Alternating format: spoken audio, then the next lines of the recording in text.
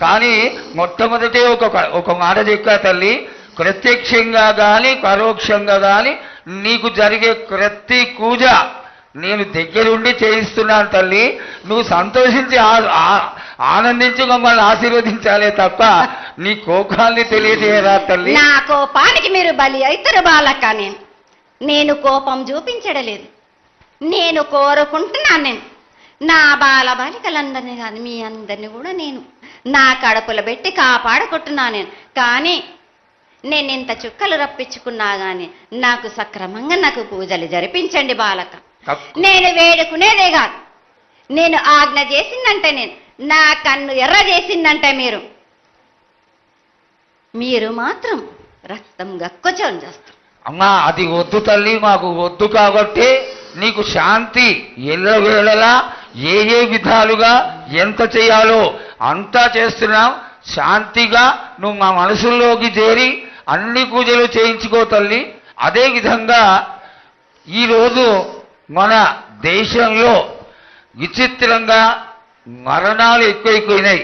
అగ్ని కురిమాసాలు, అలాగే తెలియకుండా మనుషులు కొట్టుకొని చచ్చుకోవడం, అనవసరమైనటువంటి రీతిలో మనుషులని చంపేయడం, ఇది ఎంతవరకు సబమైనటువంటి విషయం తల్లి.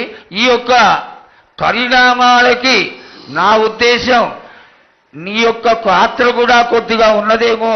ఎందువల్లంటే పుట్టించేది, జీవించేది, మరణించేది అన్నిటికీ కారణమైనటువంటి నువ్వు, నీ ఆశీర్వాద బలం మా పైన తక్కువయ్యి మాలో ఈ విధమైనటువంటి మరణాలు సంభవిస్తున్నాయి. ఇవి జరగకుండా నువ్వు మళ్ళా ఉత్తరోత్తర ఈ విధమైనటువంటి ప్రమాదాలు జరగకుండా కాపాడాలని ఆశీర్వదించాలని వేడుకుంటున్నాం.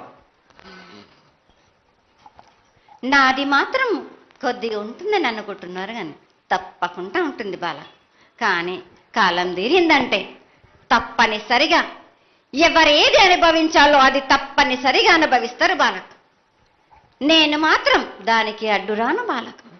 నా అయ్య చెప్పిందైనా కానీ తప్పనిసరిగా పాటించాలి అని. కానీ మీరు కూడా నాకు సంతోషపెట్టడమేగా, సక్రమంగా పూజలు జరిపించండి, కొద్దిగైనా నాకు రక్తం చూపించండి. ఇది వరకు నేను చేసిందంతా మీరు సంతోషంగానే అందుకుంటున్నాను. కానీ మీరు మీరు వాగ్దానం తీసుకుంటారు కానీ మీకే సరిపోతున్నాయి కదా. అట్లా ఏం లేదు తల్లి, నా రూపాన్ని కూడా మీరు అడ్డుపడుతున్నారు మీరు. కానీ ఇది వరకు నేను శాంతంతో నిన్ను కడుపులో పెట్టి కాపాడుతున్నాను. ఈ ఏడు జరిపించలేకపోతే నేను మాత్రం ఎవరెవరు అడ్డుపడుతారో వారికి నేను రక్తం గక్కేలా నేను చేస్తాను. కానీ మళ్ళీ నన్ను నిందించద్దు. నాకు లేదు తల్లి, ఏనాటికి జరగని కొలది